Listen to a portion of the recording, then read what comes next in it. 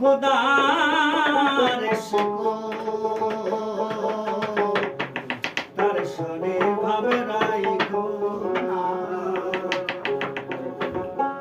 তার শনি ভাব রাখলে পরে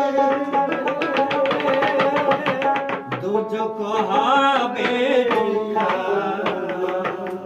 যার দিলে নাই খোদার শিকার তার শনি ভাব রাইখো না